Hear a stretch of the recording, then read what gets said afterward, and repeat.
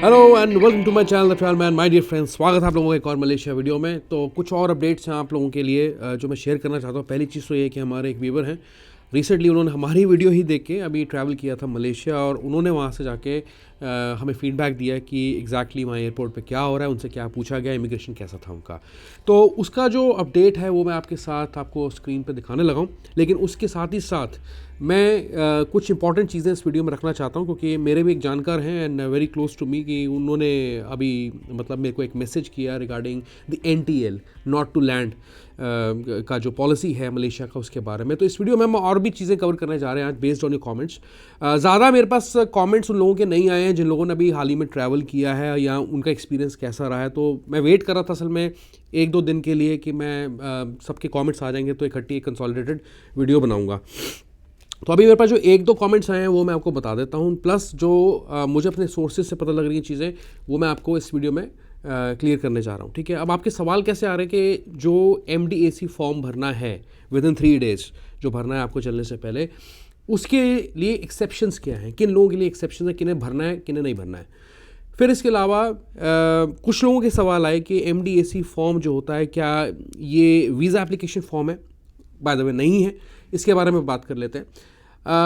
इसके अलावा ये है कि क्या आपको ये फॉर्म तो भी भरना है अगर आपके पास वीज़ा है, वैलिड वीज़ा। मान लीजिए कि आपने दिसंबर 1 से पहले मलेशिया का वीज़ा अप्लाई किया था और आपका जो ट्रैवल पीरियड है वो दिसंबर 1 के बाद है या दिसंबर 1 ऑनवर्ड्स है, तो क्या आपको ये जो MDAC फॉर्म है भरना है या नहीं भरना है। ठीक है, मैंने एक वीडियो में, लास्ट वीडियो में आपको डेमो भी दे दिया है कि किस तरीके से भरना, और कुछ बेसिक सी तमाम डिटेल्स होती हैं जो आपको पासपोर्ट से उठा के डालनी है उसमें एग्जैक्टली। ठीक है, और कुछ भी नहीं, और सिर्फ 5 मिनट आपको लगने चाहिए इस फॉर्म को भरने में। तो उसको दोबारा रिपीट करने की ज़रूरत नहीं है यहाँ पे, बस सवाल मैं लेना चाहता हूँ कि मैं आपको क्लियर कर सकूँ। कब फिल करना है बेसिकली, इसको लेके भी कन्फ्यूजन बन गई दोबारा, जो कि एक कोई बड़ी चीज़ नहीं है, मैं अभी क्लियर कर देता हूँ। क्या आप Singapore to Malaysia by land travel कर सकते हैं, और क्या आप वीज़ा फ्री फैसिलिटी ले सकते हैं। ठीक है, या आपको किन चीज़ों को दिखाने की ज़रूरत पड़ेगी इमिग्रेशन पे, उसके बारे में बात कर लेता हूँ मैं। फिर क्या आप थाईलैंड ट्रैवल कर सकते हैं मलेशिया से, कुछ लोगों के सवाल आए थे। क्या जो वीज़ा आपने अप्लाई किया, वीज़ा कर दिया है, उसके बाद ये न्यूज़ आई है कि वीज़ा फ्री हो गया, क्या ये फ़ीस रिफंडेबल है, इसके बारे में थोड़ी बात कर लेते हैं। ठीक है, तो ज़्यादा ना खींचते हुए सबसे पहले मैं बात करना चाहूँगा NTL के बारे में। ठीक है, not permitted to land, not to land actually, sorry. तो ये बेसिकली जो पॉलिसी है इनकी, let me give you some background, ये पिछले 2 साल से चल रही है। क्यों चल रही है? इसलिए चल रही है बिकॉज काफ़ी लोग बांग्लादेश से, पाकिस्तान और इंडिया से वहाँ जाके काम करते हैं, काम ढूंढते हैं, और उनका वीज़ा वहीं एक्सपायर हो जाता है, वहीं पे काम करने लग जाते हैं।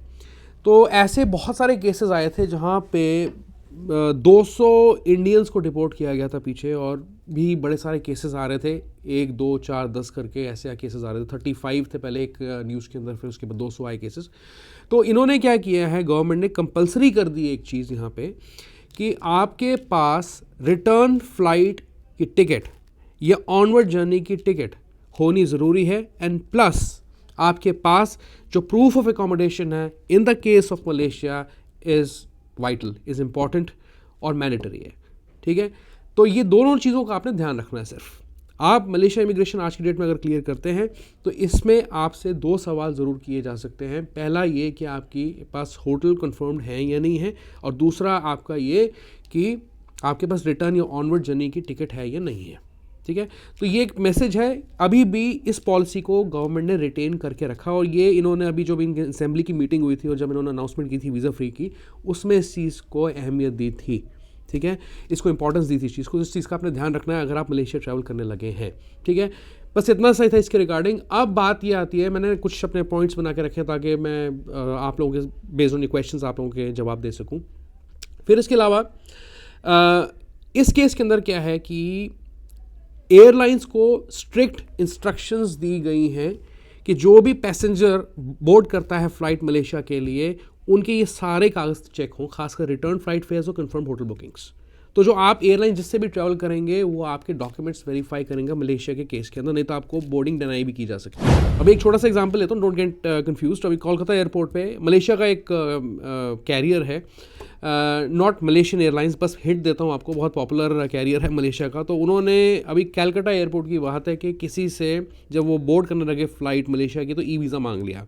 मे बी कोई ऑफिशियल कम्युनिकेशन उस टाइम नहीं आया होगा, या एयरलाइंस के पास कोई ऐसी ऑफिशियल कम्युनिकेशन नहीं होगा, या कोई क्लैरिटी स्टाफ को नहीं होगी जिसकी वजह से ये सवाल किया गया उनसे। लेकिन ऐसा कुछ नहीं है। अभी जो मैं आपको प्रूफ दिखाने लगा हूँ उसके मुताबिक मैं आपको बता दूं कि हमारे ही व्यूवर हैं जिन्होंने ट्रैवल किया है वहाँ पे, और उन्होंने मुझे बाकायदा जो है बताया है कि उनको सिर्फ पासपोर्ट पे, उनकी जो पासपोर्ट पे सिर्फ स्टैंप लगाई गई थी, उनसे कोई वीज़ा नहीं मांगा गया इमिग्रेशन के दौरान। ठीक है, बस एक छोटा सा इन्फॉर्मेशन आपको ये देना था। अब बात आती है कि बहुत क्लियर इंस्ट्रक्शंस एयरलाइंस को मिल चुकी हैं यहाँ पे कि आपकी होटल बुकिंग्स और आपकी जो रिटर्न फ्लाइट फेयर्स हैं वो चेक करें। ठीक है, do you want to apply your visa like pizza by the speed of 10x? तो बहुत आसान है, उसका सोल्यूशन है हमारे पास कि आप एटलस के थ्रू अपना वीज़ा अप्लाई कर सकते हैं और 150 से ऊपर कंट्रीज़ का वीज़ा अप्लाई कर सकते हैं। मैं सिर्फ मलेशिया की बात नहीं कर रहा हूँ यहाँ पे।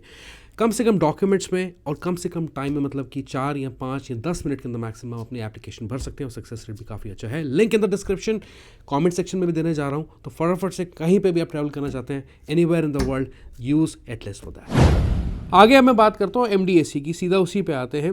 MDAC के केस के अंदर क्या है कि लोगों का सवाल आया कि ये वीज़ा एप्लीकेशन फॉर्म है। तो पहली बात, ये वीज़ा एप्लीकेशन फॉर्म नहीं है, ये एक एंट्री पास है, एक एंट्री पास है। सिंगापुर के केस में भी जैसे आपको पता है कि उनका SG अराइवल कार्ड आपको भरना होता है, ऐसे मलेशिया के केस के अंदर MDAC कार्ड भरना है। ठीक है, दैट इज़ इट। अब ये जो फॉर्म है ये क्या उन लोगों को भरना है जिनके पास ऑलरेडी एक वैलिड वीज़ा है, मतलब ई वीज़ा है। मान लीजिए दिसंबर 1 से पहले आपने वीज़ा अप्लाई किया होगा, ठीक है, उसके बाद न्यूज़ आई, उसके बाद चीज़ें बदल गई।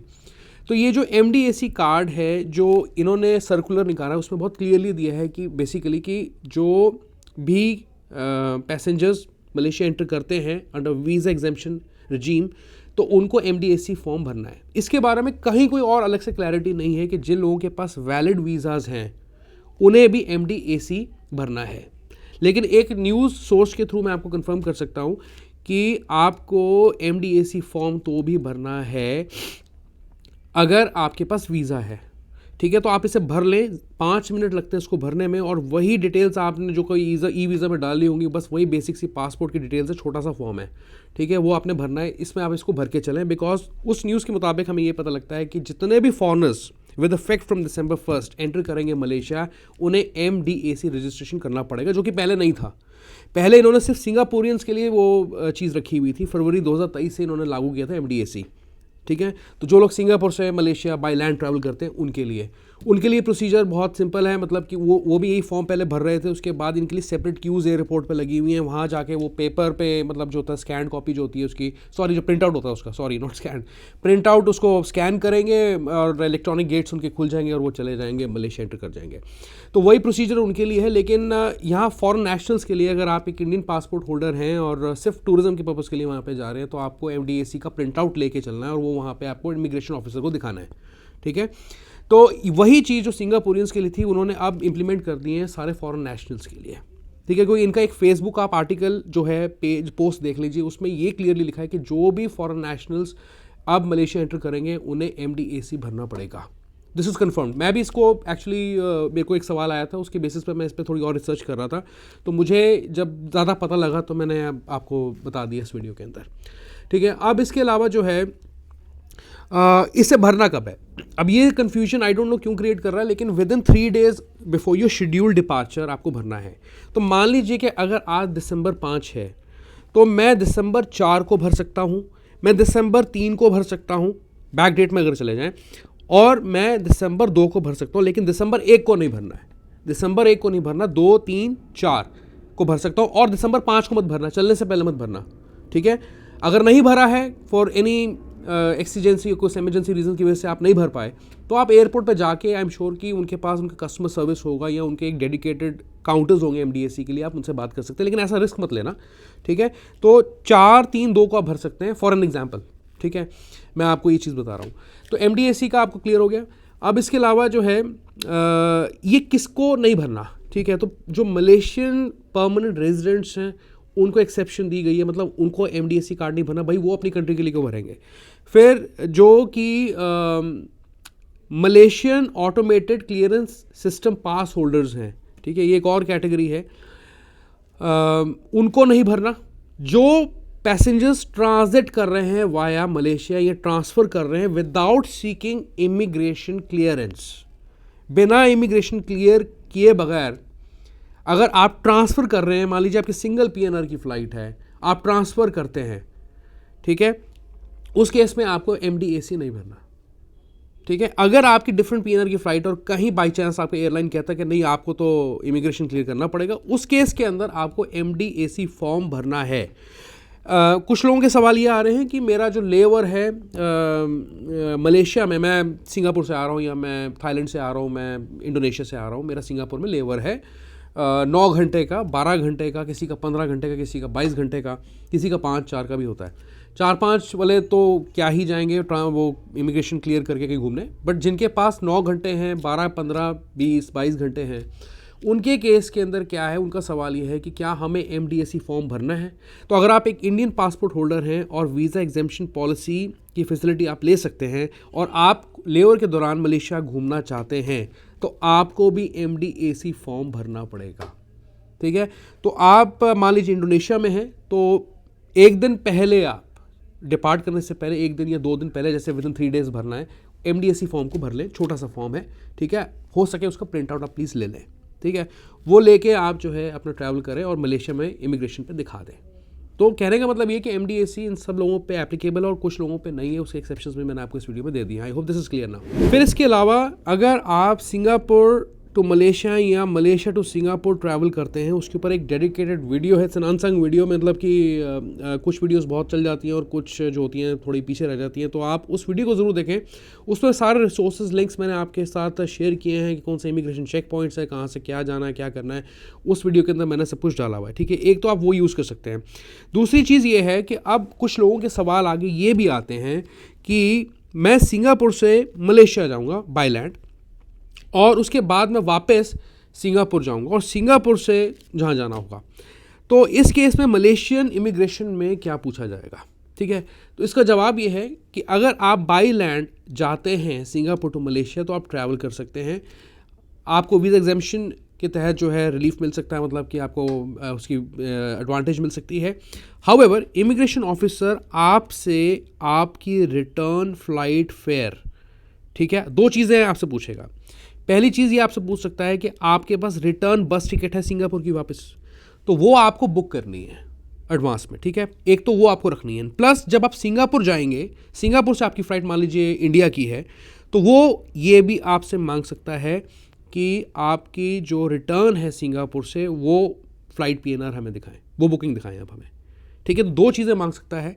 पहली बात तो ये है कि आप मलेशिया छोड़ के सिंगापुर आ रहे हैं बाई बस, उसकी टिकट हो सकती है। दूसरा आपसे मांग सकता है वो कि सिंगापुर उसको छोड़ के आप आगे और कहाँ जा रहे हैं उसकी टिकट मांग सकता है, और वो चाहे आप इंडोनेशिया की आप दिखा दीजिए, अब चाहे आप इंडिया की दिखाइए, वो आपके ऊपर है। तो ये 2 डॉक्यूमेंट्स का आपने ध्यान रखना है अगर आप स्पेशली वीज़ा एग्जेम्पशन के तहत ट्रैवल करने लगे हैं बाई लैंड बाई रोड, चाहे बस से जा रहे हैं आप, चाहिए टैक्सी से, गाड़ी से, जैसे भी आप जा रहे हैं। ओके, अब कुछ लोगों के मुझे सवाल आए हैं कि वो सिंगापुर PR कार्ड होल्डर्स हैं, ठीक है, सिंगापुर में काफ़ी अरसे से रहते हैं या वहाँ काम करते हैं, तो उनके केस में क्या है कि मैंने सेम सवाल जो न्यू दिल्ली कॉन्सुलेट है, सॉरी एम्बेसी है मलेशिया की, उनसे कंफर्म किया है और उन्होंने मुझे बदले में ये कहा है कि hi sir, yes all Indians across the world is allowed to have visa free entry to Malaysia, they just need to fill up the Malaysia digital arrival card. तो आपके केस के अंदर भी अगर आप सिंगापुर रेजिडेंट हैं, PR card holder हैं, तो आपके केस के अंदर भी आपको सिर्फ अराइवल कार्ड भरना है, और वो फरवरी से 2023 से ऑलरेडी चीज़ लागू हो चुकी थी खासकर सिंगापुरियंस के लिए, ओके। अब इसके अलावा जो इम्पॉर्टेंट चीज़ है, मैं ज़्यादा इस वीडियो को लंबा नहीं रखना चाहता, अब ये है कि वीज़ा फ़ीस जिन लोगों ने वीज़ा पे कर दिया है, उनका वीज़ा प्रोसेस हो गया है, क्या उनका वीज़ा फ़ी रिफ़ंडेबल है, क्या वो जाके रिफ़ंड मांग सकते हैं इसका? तो basically that is not the case, ठीक है। अब उसके रिगार्डिंग मैं आपको एक ऑफिशियल अनाउंसमेंट पढ़ा देता हूँ। तो यहाँ पे देखें, starting 1 December 2023 Malaysia will allow People's Republic of China and Indian nationality 30 days visa exemption for tourist visa only to celebrate the 50th anniversary of diplomatic relations. Therefore, there will be no refund for visa fees that have been paid. ठीक है, clear हो गया। दूसरा जो MDAC की हम बात कर रहे थे वो भी आप स्क्रीन पे देख लें। अब MDAC के रिगार्डिंग भी आप पढ़ लें। Malaysia digital arrival card MDAC immigration department of Malaysia 1 दिसंबर 2023, तो उसी दिन इन्होंने निकाला है ये फेसबुक पेज पे अपने। As of December 2023 the immigration department of Malaysia will require for nationals to complete the Malaysia digital arrival MDAC prior to the arrival in Malaysia. अब इसका मतलब क्या हुआ? इसका मतलब ये हुआ कि सब पे लागू इन्होंने कर दी है चीज़। ओके, तो हमारे एक व्यूवर हैं जिन्होंने अभी मलेशिया ट्रैवल किया 1 दिसंबर को। सेम डे वो पहुंच के वहाँ पे एक मैसेज करते हैं इमिग्रेशन क्लियर करने के बाद। उन्होंने क्या लिखा है स्क्रीन पे आप देख लें। Hi, I travel to Malaysia today and right now I am at Malaysian airport.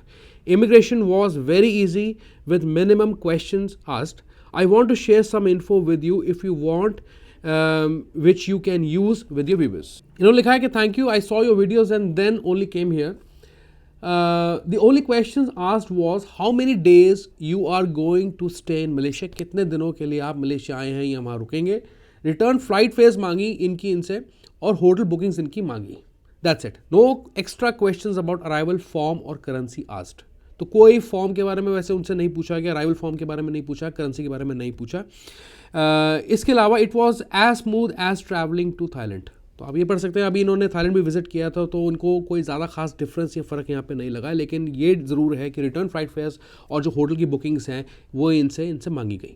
फिर दूसरे एक व्यूवर हैं, उन्होंने लिखा है कि it's visa free for Indians now which means no visa free but have to show return tickets and hotel bookings. तो ये भी आपको कंफर्म कर दी। बस ये 2 कमेंट्स थे मेरे पास जो मैं आपको पढ़ाना चाहता हूँ। लास्ट क्वेश्चन ये आ रहा है कि थाईलैंड में जा सकते हो मलेशिया से कि नहीं जा सकते। तो उसके केस में क्या है कि थाईलैंड की वीज़ा फ्री फैसिलिटी आप एंजॉय कर सकते हैं अगर आप मलेशिया से बाई लैंड थाईलैंड जाते हैं। लेकिन वो बॉर्डर जो है वो आपको बता देता हूँ, अभी रिसेंटली किसी ने कॉमेंट किया था।